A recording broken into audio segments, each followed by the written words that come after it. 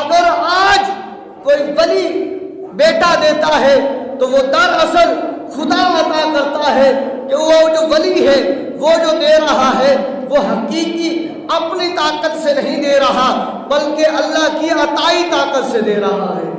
اسے اللہ نے عطا کی ہے طاقت, اللہ کی عطا سے دے رہا ہے. جو اللہ کی عطا سے دے رہا ہے دراصل خدا کی طرف سے دے رہا ہے. حقیقت معنی میں ہر چیز کا خالق و مالک میرا خدا ہے.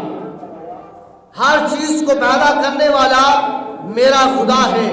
اگر کوئی کہے کہ یہ میرے پیر صاحب نے مجھے یہ عطا فرمایا ہے تو یہ بات اس کے پیر صاحب والی جو آ گئی ہے وہ حقیقی طور پر نہیں ہے, وہ عطائی طور پر ہے. اس نے اللہ کی بارگاہ سے مانگ کر دیا ہے.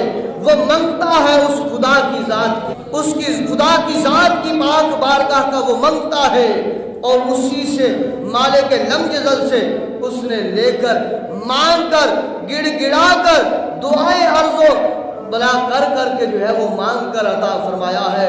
تو لہذا حقیقی مالک و خالق کون ہے؟ میرا خدا ہے. وہ وحدہ لا شریک ہے.